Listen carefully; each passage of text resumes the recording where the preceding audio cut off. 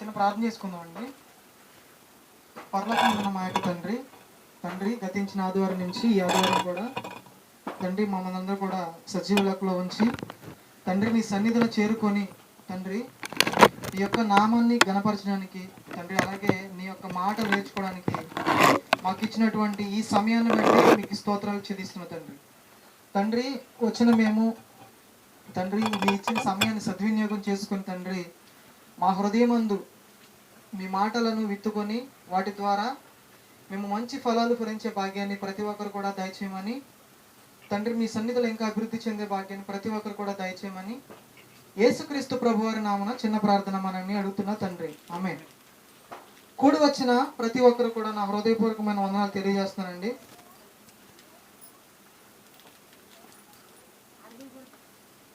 ఈరోజు మనం కొన్ని విషయాలు మనం నేర్చుకుందామండి. నేర్చుకొని మనం ఆత్మీయంగా బలపడాలని కోరుకుంటున్నాను. ముందు మనం ఒక చిన్న వాక్యాన్ని చూసుకొని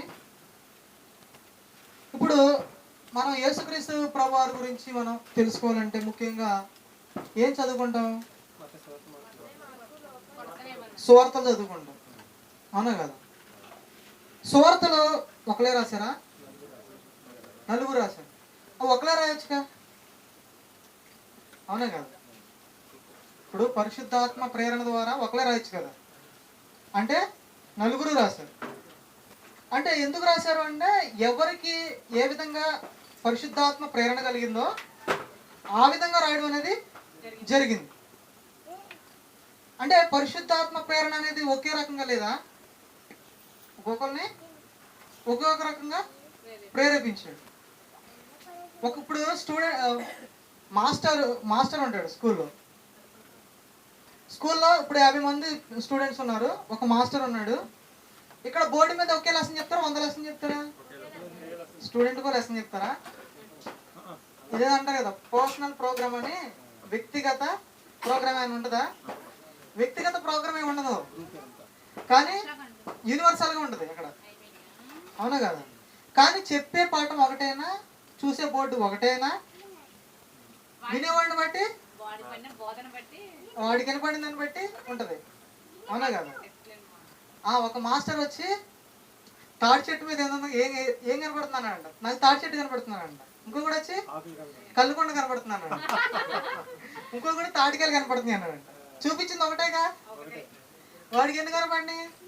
ఒక్కొక్కడికి ఒకటే కనపడినట్టు పరిశుద్ధాత్మ ప్రేరణ ఒకటైనప్పటికీ విషయాన్ని వేరు వేరు విధాలుగా వాళ్ళకి ఏ విధంగా అయితే ప్రేరేపితులయ్యారో ఆ విధంగా చెప్పడం అనేది జరిగింది. మత్తయి సువార్త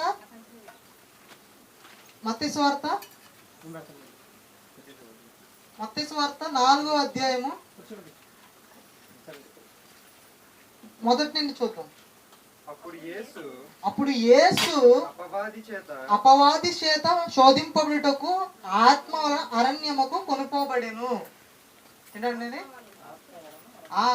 ఎప్పుడైతే బాప్తిసం తీసుకున్నారు యేసుక్రీస్తు ప్రభువారు, అప్పుడు యేసుక్రీస్తు ప్రభువారిని కొనిపోవడానికి ఒక ఆయన వచ్చాడు. అంటే తీసుకొని వెళ్ళిపోతారు. మనకు అర్థమైంది ఏంటంటే పరిశుద్ధాత్మ వచ్చి యేసుక్రీస్తు ప్రభువారిని తీసుకెళ్ళిపోయినట్టు అర్థమైంది. ఏమన్నా కొనుక్కోబడం అంటే ఏంటి? నేను పిల్లల్ని తీసుకెళ్ళిపోయి అంటే ఇలా కొనిపోయా అంటే తీసుకెళ్ళిపోయినా అర్థం, అంతే కదా? అర్థమైందండి. అప్పుడు యేసు అపవాది చేత శోధింపబడుటకు ఆత్మ వలన అరణ్యమునకు కొనుపబడెను. 40 దినములు 40 రాత్రులు ఉపవాసం ఉండిన పిమ్మట ఆకలి కొనగా, అంటే 40 దినాలు అంటే 40 దినాలు అంటే పగలు 40 పగళ్ళు 40 రాత్రులు ఉపవాసం ఉన్న పిమ్మట ఎవరు వచ్చారు? అపవాది వచ్చాడు. అపవాది వచ్చి దేనికోసం వచ్చాడు? ఆ శోధకుడు ఆయన యొద్దకు వచ్చి అంటే అప్పుడు దాకా రాలేదా? అర్థమైంది నీకు? 40 దినాలు రాలేదా? ఇక్కడ ఏమర్థం అవుతుందంటే ఆయన్ని కొనుక్కోబడ్డాడు. ఎమ్మటే యేసుక్రీస్తు ప్రభు వారు శోధింపడానికి 40 దినాలు వెళ్ళిపోయాడు. ఇక్కడ మనకు ఒక పాయింట్ అర్థం కావాలి. ఫస్ట్ యేసుక్రీస్తు ప్రభు వారు బాప్తిసం తీసుకున్న వెంటనే ఎవరు వచ్చారు? పరిశుద్ధాత్మ వచ్చాడు. అప్పుడు దాకా ఎక్కడున్నాడు యేసుక్రీస్తు ప్రభు వారు? సమాజంలోనే ఉన్నాడు. సమాజంలో ఉన్నాడు, లేదా తల్లిదండ్రుల పర్యవేక్షణలో ఉన్నాడు, సమాజంతో పాటు జనాలతో కలిసే ఉన్నాడు. అవునా కదా? సో అప్పుడు దాకా ఉన్న తర్వాత యేసుక్రీస్తు ప్రభువారు ఎప్పుడైతే బాప్తిసం తీసుకున్నాడో, బాప్తిసం తీసుకున్న వెంటనే ఎవరు వచ్చారు? పరిశుద్ధాత్మ వచ్చాడు. పరిశుద్ధాత్మ వచ్చి యేసుక్రీస్తు ప్రభువారు కొనిపోయాడు. అవునా కదా? అందుకే మనం చెప్తాండి, ఎవరైతే బాప్తిసం తీసుకుంటున్నారో, బాప్తిసం తీసుకోబోతున్నారో, బాప్తిసం తీసుకున్నారో, అప్పుడు మనం ఏం చెప్తాం? మీకు ఒక వరం ఇస్తున్నాడు దేవుడు. ఆ వరం ఏంటి? పరిశుద్ధాత్మ అనేటి వరము మీకు వస్తుంది.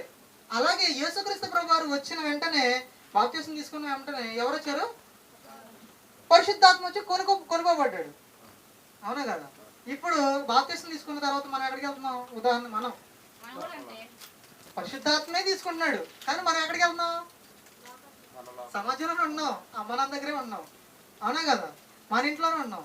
మరి అప్పుడు దాకా యేసుక్రీస్తు ప్రభువారు సమాజంలోనే ఉన్నారు. అవునా కదా? బాప్తిసం తీసుకున్న వెంటనే పరిశుద్ధాత్మ వచ్చాడు, అరణ్యంలోనికి కొనుకోబడ్డాడు. అదేంటి, మనం ఎక్కడే ఉన్నాంగా. పరిశుద్ధాత్మ వరం వచ్చేస్తే వెంటనే ఓకే, అక్కడ వరకు మనకు ఓకే, మనకి వచ్చింది ఓకే. మరి యేసుక్రీస్తు ప్రభువారిని అరణ్యంలోకి ఎందుకు కొనుకోబడ్డాడు? ఓకే, కొనుకోబడిన తర్వాత శోధించుటకు తీసుకెళ్ళాడంట. మరి ఇంట్లో మనం శోధించబడట్లేదా?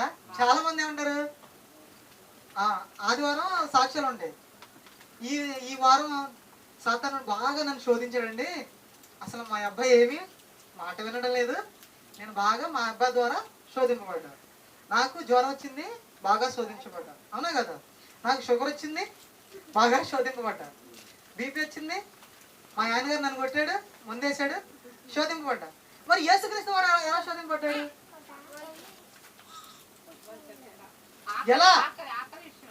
ఎలా శోధింపబడ్డాడు? అవునా కదా? ఇదే సందర్భాన్ని ఇంకొక సువార్తలో ఎలా పడినాడు? మార్కు సువార్త 1వ అధ్యాయము 12వ వచనం. వెంటనే పరిశుద్ధాత్మ 1:12. ఇప్పుడు ఏమర్థమైందంటే, యేసుక్రీస్తు ప్రభువారు బాప్తిసం తీసుకున్న వెంటనే ఒక 2 రోజులు ఆగి 4 గంటల కాదు, ఏమన్నాడు? వెంటనే పరిశుద్ధాత్మ ఆయనను అరణ్యములకు త్రోసుకొని పోయి. ఇందడేమన్నారు? ఇప్పుడు నేను పిల్లల్ని తీసుకెళ్తున్నానండి, నా ప్రేయర్ అయిపోద్ది, మనం చేర్చేస్తాం, అన్ని అయిపోయిన తర్వాత పిల్లల్ని ఏం చేస్తాం అంటే కొనిపోతున్నాను, నేను తీసుకెళ్దాం. ఇప్పుడు తోసుకొని పోవడం అంటే, ఈయన ఇక్కడ నుంచున్నాడు, పిల్లలు ఎక్కడే నుంచున్నారు, ఇక్కడ రానన్నా వస్తున్నా, మామూలు జనరల్ నుంచున్నాడు, రానల్లా లాక్ వెళ్ళిపోతున్నారు, పనుంది నడవండి, ఏం చేస్తున్నాం? తోసుకుంటే వెళ్ళిపోతుంది. ఇక్కడ ఇందా ఏం అర్థమైంది? కొనిపోబడ్డాడు. అవునా కదా? మా అత్తయ్య గారికి ఏం అర్థమైంది అక్కడ? కొనిపోబడ్డాడు. యేసుక్రీస్తు ప్రభువారు ఆత్మ చేత కొనిపోబడ్డాడు. ఇక్కడ మార్కు గారికి ఏం అర్థం అవుతుంది? పరిశుద్ధాత్మ వచ్చాడు, యేసుక్రీస్తు ప్రభువారు ఇలా ఉన్నారు, తోసుకొని వెళ్ళిపోతున్నాడు. అవునా కాదు? వెంటనే అంటే కొంతమంది అంటారు ఫ్రాక్షన్ ఆఫ్ సెకండ్స్ లో జరిగిపోయిందండి అంటాం. యాక్సిడెంట్ ఎలా జరిగిందంటే కొన్ని సెకండ్లోనే జరిగిపోయిందండి అంటాం. అలాగే యేసుక్రీస్తు ప్రభువు వెంటనే అంట పరిశుద్ధాత్మ ఎలాగా వెంటనే తోసుకొని పోయేను. తర్వాత ఏం చూడండి, ఆయన సాతాను చేత శోధింపబడుచు ఇక్కడే ఉన్నాడు. ఈయన మార్కు గారు ఏమన్నారంటే, అక్కడ మత్తయి సువార్తలు ఏమన్నారు? 40 దినములు రాత్రింబగళ్ళు ఉపవాసములు నిండిన తర్వాత ఎవరు వచ్చారు? అపవాది వచ్చి శోధించబడుతున్నాడు యేసుక్రీస్తు ప్రభువు. అవునా కదా?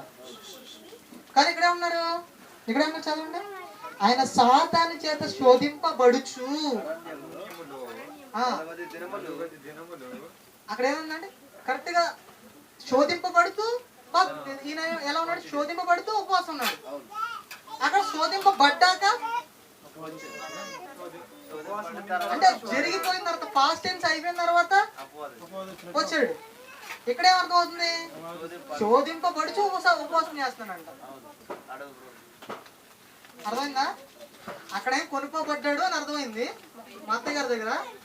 ఇక్కడేమర్థం? తోచుకొని పోయాడు అని అర్థమైంది. అక్కడేమర్థమైంది? ఉపవాస దినాలు ముగిసిన తర్వాత శోధకుడు వచ్చాడు.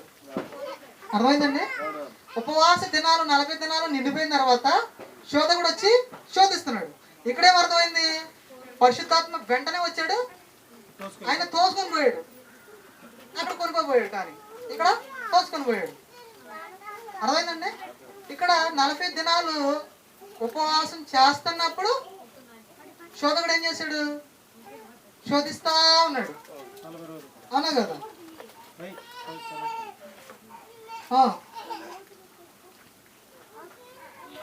ఆ తర్వాత మరి దేవదూతలు ఆయనకు ఇక్కడ మార్కు గారిది అర్థమైందండి. మార్కు గారి సందర్భం అర్థమైంది, అత్తయ్య గారి సందర్భం మనకి అర్థమైంది. లోకాసు వార్త 4:1.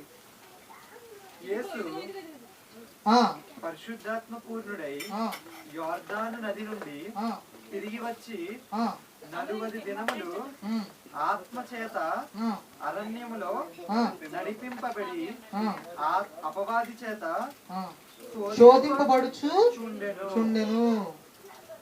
ఆ దినముల్లో ఆయన ఏమీ తినలేదు. అని తీరి తర్వాత ఆయన ఆకలి కొనగా, ఇక్కడ చూడండి ఒకసారి, ఇక్కడ మొత్తం వాళ్ళిద్దరు కలిపేసినట్టు ఉంది. ఇక్కడ మిక్స్ చేస్తే వాళ్ళిద్దరిదే మిక్సీ చేస్తే అర్థమైందండి. ఇప్పుడు బనానా జ్యూస్ తాగాం, తర్వాత యాపిల్ జ్యూస్ తాగాం. ఇక్కడికి వచ్చిన తర్వాత ఎలా ఉందంటే రెండు మిక్స్ చేసేసి తాగేసినట్టు ఉంటుంది. అర్థమైందండి? లోక గారు ఏమన్నారు? యేసు పరిశుద్ధాత్మ పూర్ణుడై. అక్కడ మత్తయ్య గారు ఏమన్నాడు? పరిశుద్ధాత్మ వచ్చి కొనుక్కోబడింది. తర్వాత మార్కు గారు ఏమన్నాడు? తోసుకొని పోయాడు అన్నాడు. ఇక్కడ ఏమన్నా? పూర్ణుడై అంటే ఆల్రెడీ ఆయనకు వెళ్ళిపోయి నిండిపోయి అని అర్థం అవుతుంది. పరిశుద్ధాత్మ పూర్ణుడై యోర్దాను నుండి తిరిగి వచ్చి 40 దినములు ఆత్మ చేత అరణ్యంలో నడిపింపబడి, అంటే అక్కడ తోసుకొని పోయే వరకే ఉంది. ఇక్కడ పరిశుద్ధాత్మ చేత నడిపింపబడుతున్నాడు. తర్వాత అపవాది చేత శోధింపబడుచూ ఉండెను. శోధింపబడుచూ ఉన్నాడు, కంటిన్యూస్ గా ఉన్నాడు. ఆ తర్వాత ఆ దినములలో ఆయన ఏమీ తినలేదు. తర్వాత అవి తీరిన తర్వాత ఆయన ఆకలి కొనగా అపవాది వచ్చాడంట. ఇక్కడ ఇంకా తిరగమార్గం ఉన్నట్టు ఏంటంటే ఆల్రెడీ శోధకుడితో శోధింపబడుచూ ఉన్నాడు. శోధింపబడుచూ ఉండగా ఆకలి కొనగా ఇంకెవరు వచ్చారు? మళ్ళీ శోధకుడు వచ్చాడు. అంటే శోధకుడు 2 సార్లు వచ్చాడా? అంటే ఆకలి ఆ 40 దినాలు శోధింపబడిన తర్వాత వచ్చాడా? అంటే ఒక్కొక్క రకంగా ఒక్కొక్కరు రాశారు. ముగ్గురు కూడా ఎలా ఉన్నారంటే ఆ పరిశుద్ధాత్మ చేతనే. ఇంతకీ అక్కడే ఎందుకు శోధింపబడ్డాడు? అసలు శోధించబడటం అంటే ఏంటి? ఇప్పుడు మనకు శోధింపడం అనగానే ఏమర్థం అవుద్ది? ఏమన్నా నేను బైబుల్ తీసానండి, బైబుల్ తెస్తాం కానీ మావాడికి జ్వరం వచ్చేస్తుంది, బైబుల్ తెస్తాం కానీ మావాడికి మోషన్ స్టార్ట్ అయిపోయింది అంటే మనకి ఏమర్థం అవుతుంది? శోధింపు అంటే ఇలా అర్థం. మరి ఇంకేమన్నా పిల్లలు ఉన్నారా? వాళ్ళ భార్య అని ఉందా?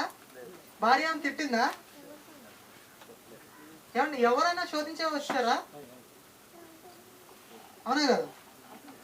మళ్ళీ మత్తయి సువార్త 4 వచ్చింది చూడండి, 4 అధ్యాయం.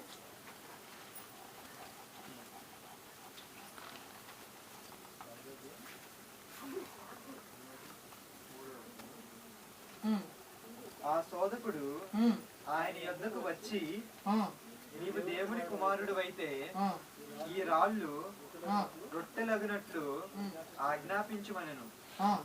అందుకైన మనుషుడు రొట్టె వలన మాత్రము కాదు గాని. ఇలాగా అడుగుతుంటా, ప్రశ్నలు అడుగుతున్నారు. శోధించడానికి వచ్చి ఏం చేస్తున్నా అంటే క్వశ్చన్ చేస్తూ ఇలాగా ఆయనతో మాట్లాడుతున్నారు. అక్కడ ఏం జరిగిందో మనకు తెలుసు. అయితే సువార్త అంటే యేసుక్రీస్తు సువార్తలు 4 ఉన్నాయి కదా. ఈ యేసుక్రీస్తు సంబంధించిన సువార్త అంతా కూడా ఎక్కడుంది? ఈ 4 సువార్తలు ఉందని అనుకుంటాం మనం, అవునా కదా? మరి ఇంకా ఆయన సంబంధించిన ఈ సువార్త ఎక్కడెక్కడ ఉందో ఒకసారి మనం చూద్దాం. హెబ్రీ పత్రిక 10వ అధ్యాయం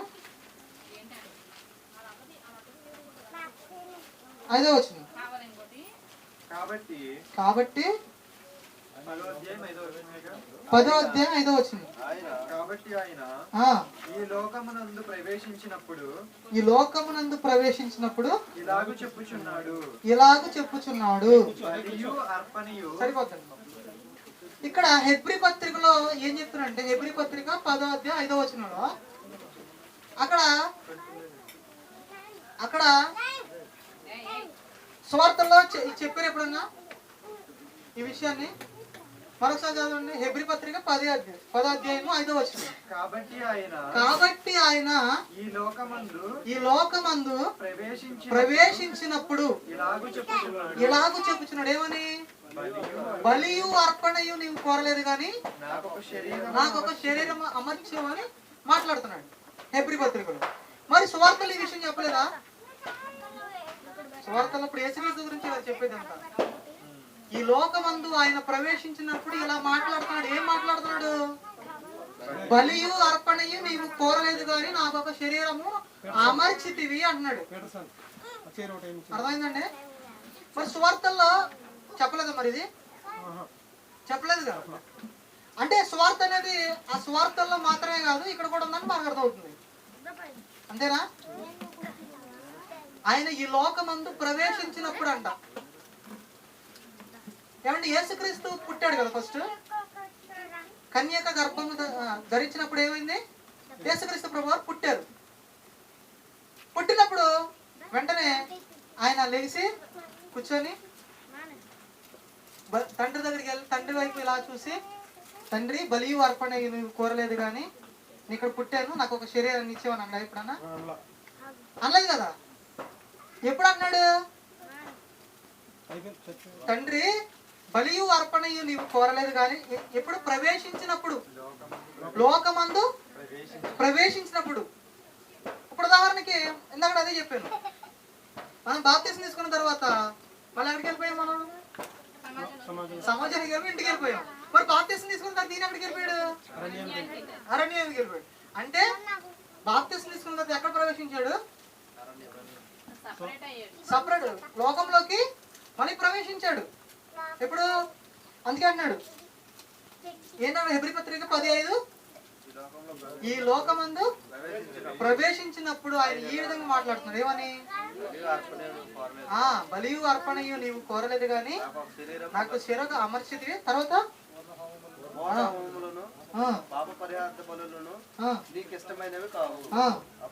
అప్పుడు నేను గ్రంథం చుట్టూ నన్ను గూర్చి వ్రాయబడిన ప్రకారము దేవా నీ చిత్తము నెరవేర్చుటకు ఇదిగో నేను వచ్చి అంటే బలులు అర్పణలు పూర్ణ హోమములు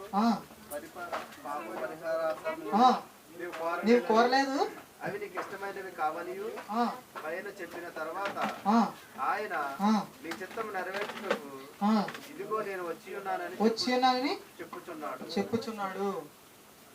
అవును కదా. యేసుక్రీస్తు ప్రభు వారు ఈ లోకమందు ప్రవేశించినప్పుడు, పుట్టినప్పుడు కాదు, ఈ లోకమందు ప్రవేశించినప్పుడు దేవునితో మాట్లాడుతున్నాడు. ఏమని? తండ్రి నాకు ఒక శరీరాన్ని ఇచ్చావు, బలి అర్పణయు నీవు కోరలేదు. అర్థమైందండి? ఈ శరీరంతో నేనేం చెయ్యాలి అనే విషయాన్ని దేవుడు ఏదైతే చెప్పాడో ఆ విషయాన్ని మళ్ళీ దేవునికే చెప్తున్నాడు. అవునా కదా. శరీరం గురించి ఆయన మాట్లాడుతున్నాడు. ఇంకొక వాక్యాన్ని మనం చూద్దాం. హెబ్రీ పత్రిక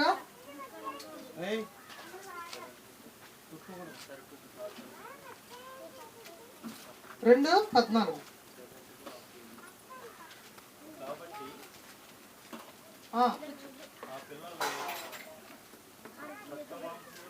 రెండవ అధ్యాయం 14వ వచనం.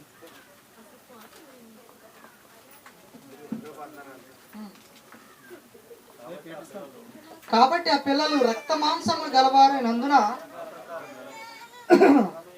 ఆ ప్రకారమే మరణ యొక్క బలము వారిని అనగా అపవాదిని మరణము ద్వారా నశింపజేయుటకును జీవితకాలం అంతా మరణ భయము చేత దాస్యమునకు లోబడిన వారిని విడిపించుటకును ఆయన కూడా రక్త మాంసములలో పాలివాడాయను.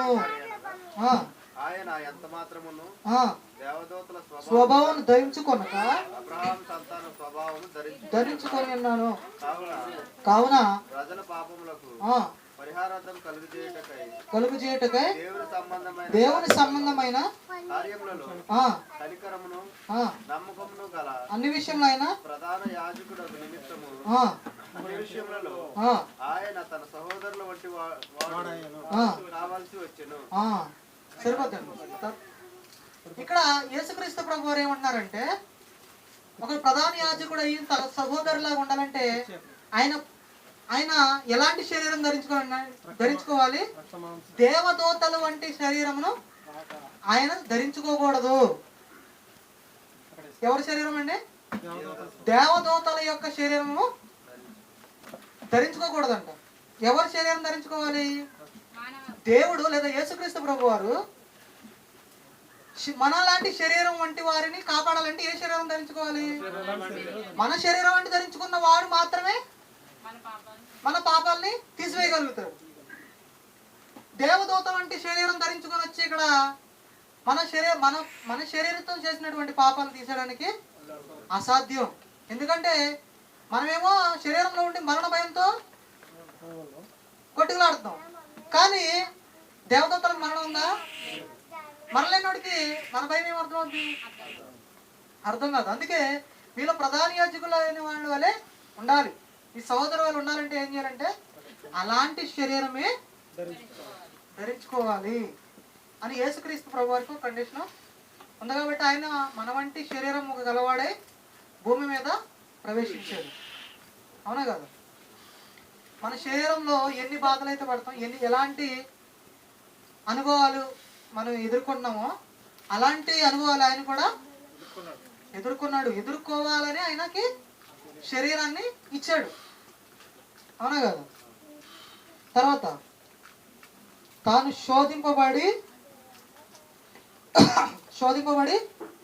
శరీరం పొందాను కనుక శోధింపబడి వారికి సహాయం చేయగలవాడై ఉన్నాడు. ఎలా శోధింపబడాడంట? శరీరమందు శోధింపబడ్డాడు. తాను శోధింపబడి శ్రమ పొందాను కనుక శోధింపబడి వారికి సహాయం చేయగలవాడై ఉన్నాడు. ఎక్కడ శోధింపబడ్డాడు? ఇప్పుడు శరీరమందు శోధింపబడ్డాడంట. ఎక్కడ? శరీరమందు శోధింపబడ్డాడు. ఈరోజు చాలా మందికి శోధన ఉందా లేదా? అపవాది శోధిస్తాడు. ఎలా శోధిస్తాడంటే నీ శరీరంలోకి వచ్చి శోధిస్తాడు. అర్థమైందండి? నీ శరీరంలోకి వచ్చి శోధిస్తాడు. కొంతమందికి ఇప్పుడు ఆల్కహాల్ ఉంటుంది. అందరూ ఫస్ట్ పుట్టినప్పటి నుంచి ఆల్కహాల్ తాగుతున్నారా? తాగరు కదా. తర్వాత ఫస్ట్ ఆడికి ఒక డౌట్ వస్తుంది, తాగాలా వద్దా. కొంతమంది ఏమంటారంటే ఏదేనండి ఆ టైంలో అయిపోయింది, అలా జరిగిపోయిందండి. అంటే ఫస్ట్ శోధింపబడ్డాడు. ఏమని? తాగాలా వద్దా అని శోధింపబడ్డాడు. శోధింపబడిన తర్వాత ఆడికి ఏమర్థమైంది? తాగేయాడు. అంటే ప్రతి ఒక్కరు కూడా శోధకుడు ఎక్కడ శోధిస్తున్నాడు? శరీరమందు శోధించబడుతున్నాడు. ఎందుకంటే మీ వంటి శరీరమే ఆయన. అంటే అపవాది కూడా ఎలా శోధించాడు? శరీరాన్ని బట్టి శోధించాడు. యేసుక్రీస్తు ప్రభు వారికి ఏ శరీరం అయితే ఇచ్చాడో మనకి అదే శరీరం. అర్థమైందండి? అంటే మనం ఎక్కడ శోధింపబడతాం? శరీరమందు శోధింపబడతాం. అవునా కాదు? ఒక్కొక్కరు ఒక రకంగా శోధింపబడతారు. అనగా కొంతమంది ఆల్కహాల్ విషయంలోనే శోధింపబడితే ఇంకొకరు అదే చెప్తున్నాడండి. తాను శోధింపబడి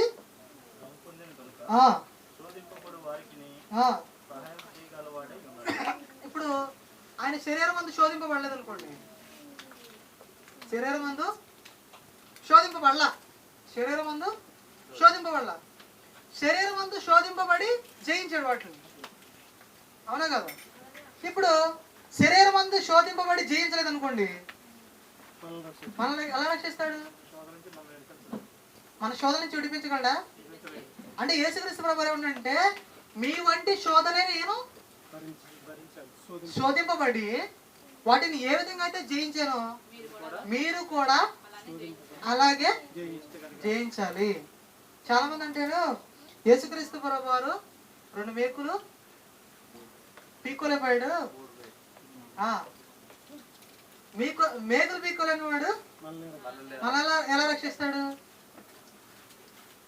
ఏమండి, ఆయన శోధింపబడి జయించాడండి. మరి ఇప్పుడు ప్రపంచంలో ఎవడైనా జయించడం అంటే ఏదో మేకులు పీక్కోలేకపోవడం కాదు. మేకులు ఎవడైనా పీక్కుంటాడు, అవునా కదా? మేకులు ఎవరైనా మరి ఆయన జీవితాంతో శరీరం అందు జయిస్తూనే ఉన్నాడు. మరి ఇప్పుడు ప్రపంచంలో ఎవడైనా శరీరం ఎందు జయించిన వాడు ఎవడైనా ఉన్నాడా? ఆ మేకులు పీక్కున్నవాడు ఎవడైనా ఉన్నాడా? ఏ మేకులు? శోధన అనే మేకులు. సిలువ మేకులు కాదు, శోధనలు. ఆ శోధనలు యేసుక్రీస్తు ప్రభువు వారి శరీరం అందు శోధన జయించాడంట. ఎవరు రక్షిస్తారు మనల్ని? మన వంటి శరీరం గలవాడే. మనం ఏదైతే శోధన అని జయించలేకపోతున్నామో ఆ శరీరం కలిగి ఆ శోధన జయించగలిగిన వాడే మనల్ని రక్షిస్తాడు. మరి మనం జయించామా? మేకులు కూడా అని చెప్పండి, అవునా కదా? ఇప్పుడు గోళ్ళలో కొట్టిన మేకులు చాలా గట్టిగా ఉంటాయి. ఇంతకుముందు చిన్నప్పుడు మేకులు కొట్టమని మా అమ్మ చెప్పింది అనుకో, ఎవరో నాన్న చెప్పాడు అనుకో, అది కొడితే అలా వంకరపోయేది. వాళ్ళు అప్పుడు వీళ్ళు ఎలా కొడుతున్నారా బాబు అనిపించేది. ఇప్పుడు ఎంత గట్టి దాంట్లోనైతే డ్రిల్ వేసేసి 1 సెకండ్లో కొట్టేస్తున్నారు. వాళ్ళు పీకడం కూడా ఈజీగా పీకేస్తున్నారు. వాళ్ళకి వంగండి, ఇలా వంగవు. మనకి కొట్టినప్పుడు ఎన్నిసార్లు కొట్టినా వంగిపోతే మన ఏలు చాలా సార్లు నలిగిపోతుంది. చాలా ఈజీగా పీగేయచ్చు. కొండ కొట్టిందని కూడా పీగేయచ్చు, అవునా కదా? మరి శోధన జయించేవాడు ఎవడన్నాడు చెప్పండి? ఎవరైనా ఇప్పుడు బాగా సంవత్సరం అంతా బాగా చదివి నైట్ పగలు, అర్థమైందండి, బాగా చదివి ఫస్ట్ ర్యాంక్ వచ్చింది అనుకో, దండ ఎవరికి వేస్తారు? ఫస్ట్ ర్యాంక్ వచ్చినోడికే కదా. రన్నింగ్ రేస్ లో ఫస్ట్ వచ్చినోడికి ఎవరు చేస్తారు? ఫస్ట్ వచ్చినోడికే. బాగా క్రికెట్ ఆడినోడికి మంచి పథకాలు ఇస్తారు, అవునా కదా? అవార్డులు ఇచ్చి సత్కరిస్తారు. కానీ యేసుక్రీస్తు ప్రభు వారికి సత్కారాలు ఇవ్వాల. మనకి సత్కారాలు ఇవ్వడానికి ఆయన శోధింపబడ్డాడు. మనకి మంచి ఉద్యోగం రావడానికి ఎవరు చదువుకున్నాడు? వాళ్ళకి మన ఉద్యోగం మనం చదువుకోవాలి, అర్థమైందండి? ఇప్పుడు మనం ఎండలో పని చేయాలనుకో, ఎండలో పని చేయకూడదు అంటే నానేం చేస్తాడు? బాగా ఎండలో పని చేసి వీడికి ఫీజు కట్టి అక్కడ చేస్తాడు. మనం ఏసీలో పని చేస్తాం, కానీ నాన్న ఎక్కడ పని చేస్తాడు? ఎండలో పని చేస్తాడు. కానీ యేసుక్రీస్తు ప్రభు వారు శోధింపబడటం వల్ల మనకేం వచ్చింది? మనకి కిరీటాలు వచ్చినాయంట. అంటే ఆయన ఎంత శరీరంలో శోధింపడ్డాడో ఆలోచించు. మనం ఎక్కడ శోధింపబడాలి? శరీరం అంతా శోధింపబడుతూనే ఉండాలి. ఇప్పుడు ఉదాహరణకి మనం బాప్తిస్మం చేసుకున్నాం, పరిశుద్ధాత్మ వచ్చేసాడు, సంఘంలో తీసుకొచ్చాడు, కూర్చోబెట్టాడు. ఇప్పుడు శోధింపట్లా, కొన్ని రోజులు శోధించాడు, ఆపేశాడు. తర్వాత మళ్ళీ మొదలు పెడతాడు శోధింప. ఈ జీవితాంతం శోధిస్తూనే ఉంటాడు, అర్థమైందండి? అంతేగాని శోధించడం ఏమి ఆపేయడు, అర్థమైందండి? అంటే ఇప్పుడు యేసుక్రీస్తు ప్రభు వారు ఎక్కడ శోధింపబడ్డారని అర్థమైంది? శరీరం అందు శోధింపబడ్డాడు. మనం ఏ విధంగా అయితే శరీరం కలిగి ఉన్నామో ఆయన కూడా అలాంటి శరీరాన్ని. హెబ్రీ పత్రిక 4:15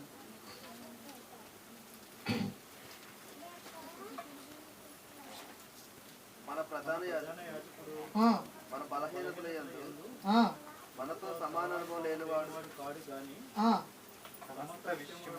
సమస్త విషయములను మన వలనే శోధింపబడినను ఆ, ఎలా ఎలా శోధింపబడ్డాడంట? మన వలనే శోధింపబడ్డాడు. ఇప్పుడు 40 దినాల్లో ఏ శోధింపబడ్డాడు ఆయన? ఏమండి, మన వలే శోధింపబడ్డాడంట. యేసుక్రీస్తు ప్రభు వారు శోధింపబడ్డాడు, 40 దినాలు శోధింపబడ్డాడు అని విన్నాం. అర్థమైంది? ఇప్పుడు మనకి క్లారిటీ వచ్చిందా? మన వలే శోధింపబడ్డాడంట. అంటే యేసుక్రీస్తు ప్రభు శరీరంలో ఉన్నప్పుడు మన వలనే శోధింపబడ్డాడు. ఇప్పుడు మనకి ఏదన్నా సమస్య వచ్చింది అనుకోండి, ఏదైనా చేయాలా వద్దు అని వచ్చింది అనుకోండి, ఆయన దేవుడండి, ఆయన దేవుడండి అంటారు. అవునా కదా? కొంతమంది ఏమన్నారంటే, యేసుక్రీస్తు మన పౌలు గారు ఏమన్నారు, నేను క్రీస్తుని పోలి నడుచుకుంటాను, మీరు అనుకోని. మనం ఎవరికైనా ఏదైనా చెప్పేటప్పుడు యేసుక్రీస్తు వల్లే మనం కూడా ఉండాలి అంటే, వీడు యేసుక్రీస్తు పోల్చుకుంటున్నాడండి వీడు అంటాడు. అవునా కదా? తక్కువ మనం ఏమంటారు, వీడు యేసుక్రీస్తు యేసుక్రీస్తు అని గొప్పరండి బాబుడు అంటాడు. అవునా కదా? అంటే యేసుక్రీస్తు ప్రభు ఏమన్నాడు, మీరు నా వలే ఉండడానికి మీ వలే శోధింపబడ్డాను అన్నాడు. అంటే ఇప్పుడు మనం యేసుక్రీస్తు వలే ఉండాలా వద్దా? మరి ఇప్పుడు ఎవరైనా క్రైస్తవుల సమాజంలోనే ఏమంటారంటే, వీడు యేసుక్రీస్తు వల్ల బతుకుతాడంటండి, వీడు అంత గొప్పడా? అలా ఉండాలని ఆయన, అవునా కదా, అలా ఉండాలని శోధింపబడ్డాడు. అదే ఎఫెసీ పత్రిక 5:29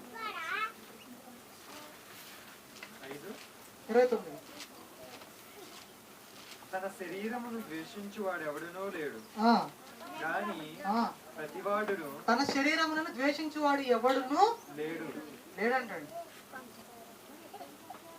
శరీరాన్ని ద్వేషించుకునేవాడు ఎవడు లేడంట.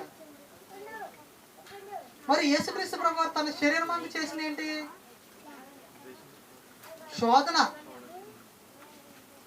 శోధన జయించాడండి. 1 పేతురు 2:24 మన పాపముల విషయమై చనిపోయి నీతి విషయమై జీవించినట్లు ఆయన తానే తన శరీరమందు మన పాపములను మాను మీద మోసుకొనెను. మన పాపములు ఎక్కడ మోసాడంట? శరీరమందు. మన పాపములు ఎక్కడ మోసాడు? శరీరమందు. మరొకసారి చదవండి. మన పాపముల విషయమై చనిపోయి నీతి విషయమై జీవించినట్లు ఆయన తానే తన శరీరమందు మన పాపములను మాను మీద మోసుకొనెను. ఆయన పొందిన గాయముల చేత ఎవరికి ఇవ్వాలి? పథకం ఎవరికి ఇవ్వాలి? ఆయనకి ఇవ్వాలి. అర్థమైందండి? అందుకే ఆయన సిరేయడానికి జనాలు తీసుకొస్తే ఆయన ఏమన్నాడంటే, ఈయన యందు నాకు ఏ పాపము కనబడలేదు, ఈయన యందు నాకు ఏ పాపము. జడ్జి గారు వచ్చి ఈయన శిక్ష చేయడానికి నాకు రీజన్ లేదు అన్నాడు. రీజన్ లేకపోయినా శిక్ష అయ్యేది, ఉరి శిక్ష వేసేది. రీజన్ లేకపోయినా ఉరి శిక్ష వేసేది. అయితే ఈ పండగలో నేను ఒకరిని విడుదల చేశారనుకుంటున్నాను, అదేదో ఈయన విడుదల చేసేస్తానంటాడు. నీకు ఎలాగో శిక్ష ఖరారు చేయబడలేదు, ఆ రీజనే లేదు, అదేదో ఈయన వదిలిపెట్టేస్తా నేను. జడ్జి గారు ఏమన్నారు? జడ్జి గారు ఈయన శిక్ష చేయకూడదండి, ఈయన దగ్గర ఏ పాపం నాకు కనపడలేదు, ఏ రీజన్ నాకు కనపడలేదు ఉరి శిక్ష చేయడానికి, ఈయన్ని విడిచిపెట్టేస్తానంటే వీళ్ళే ఉన్నారు, రీజన్ లేకపోయినా చంపేయాలి. అంటే ఈయన శరీరం అందు ఏమి లేదు, ఎంత శోధించబడ్డా ఆయన దగ్గర పాపం లేదు. అర్థమైందండి?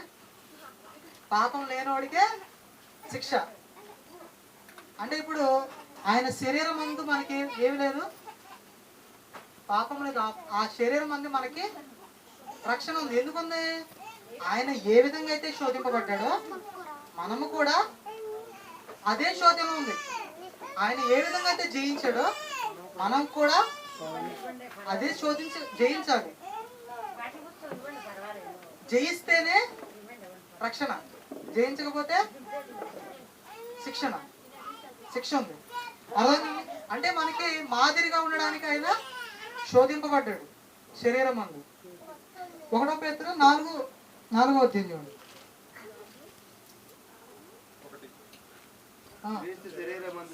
క్రీస్తు శరీరమందు శ్రమపడెను గనుక అంటే ఇప్పుడు ఎక్కడ శోధింపడ్డాడు? శరీరమందు శ్రమపడి గనుక మీరును అట్టి.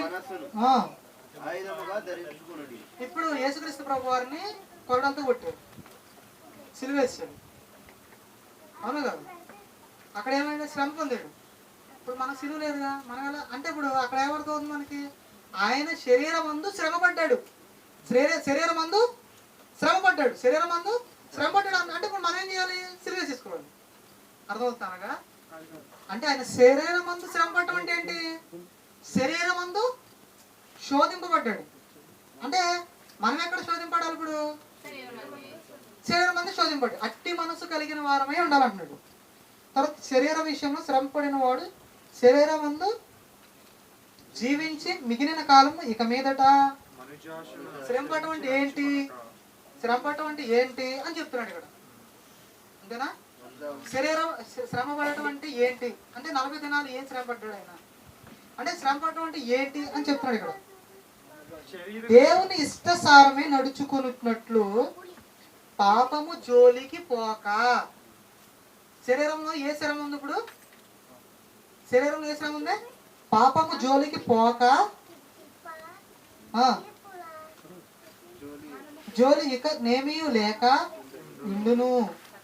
తర్వాత ఇప్పుడు శోధనలు ఏమున్నాయి? ఇప్పుడు చూడండి, మనం పోకిరీ చేష్టలు, మనం శరీరంలో జయించాల్సినవి అంటే ఆయన జయించాడా?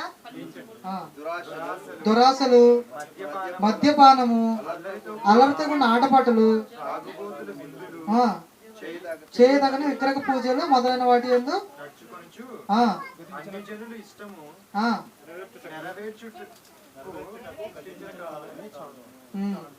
అంటే ఇప్పుడు యేసుక్రీస్తు ప్రభు వారు ఏ శ్రమ పడ్డాడు? ఆయన శరీరము యందు శ్రమ పడ్డాడు అంటే అర్థం ఏంటి? మనం సిలివేసుకోవాలని కాదు, ఇవి ఆయన శరీరమందు శోధింపబడి జయించాడు. అందుకే ఆయన కూడా ఈ శరీరాన్ని ధరించుకున్నాడు. వీటిని జయించడానికి ఎవరు వచ్చారు? యేసుక్రీస్తులోకి పరిశుద్ధాత్మ వచ్చాడు. అంటే మనకు రాలేదా? అంటే శోధింపబడటం అంటే ఏంటి? శరీరమందు వచ్చేటువంటి వాటిని జయించడం. యేసుక్రీస్తు ప్రభు వారు వాటిని జయించాడు, వాటితోనే శోధింపబడ్డాడు. అర్థమైందండి? ఈ చిన్న వాక్యాన్ని దేవుడు దీవించుకున్నాడు. చిన్న ప్రార్థన చేయించుకొని ఉంచుకున్నాను. పరలోకమందున మా తండ్రి, ఇప్పటివరకు కూడా నీ జ్ఞానగ్రంథం ఉంచుకొని మాటలు నేర్చుకున్నాం తండ్రి. వాటి ద్వారా మేము ఆత్మీయంగా ఎదిగే భాగ్యాన్ని ప్రతి ఒక్కరు కూడా దయచేసి తండ్రి, ఇంకా మీ మాటలు నేర్చుకునే భాగ్యాన్ని ప్రతి ఒక్కరు కూడా దయచేయమని యేసుక్రీస్తు చిన్న ప్రార్థన అడుగుతున్నాం. ఆమేన్.